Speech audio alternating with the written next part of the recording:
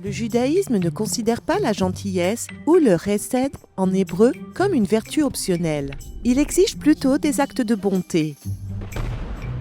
Le judaïsme définit un large éventail d'actes de bonté qui révèlent de la mission personnelle de chaque individu. Voici les 14 principaux types d'actes de chesed.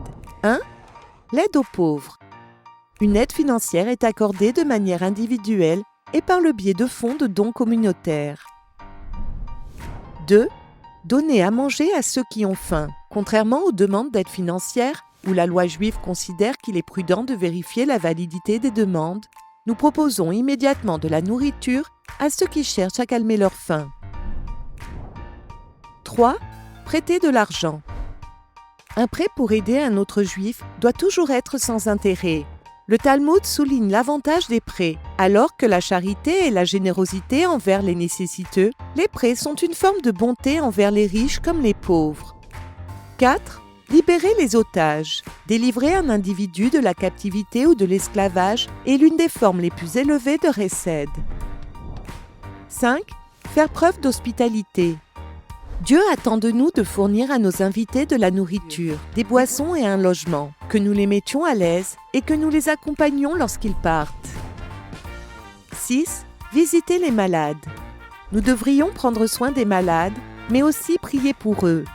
Le Talmud nous apprend qu'à chaque visite à une personne malade, nous soulageons une partie de leur maladie. 7. Réjouir les mariés. C'est une immense bonté d'aider un individu à trouver son conjoint et de participer à son mariage afin d'amplifier la joie du nouveau couple en partageant leur bonheur. 8. Réconforter l'endeuillé. Rendre visite à une personne en deuil est un acte de bienveillance, soulageant un peu la peine en partageant leur chagrin. 9. Honorer le défunt.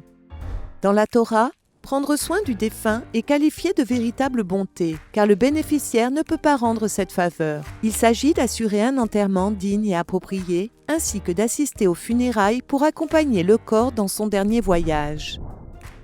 10. Rendre un objet perdu.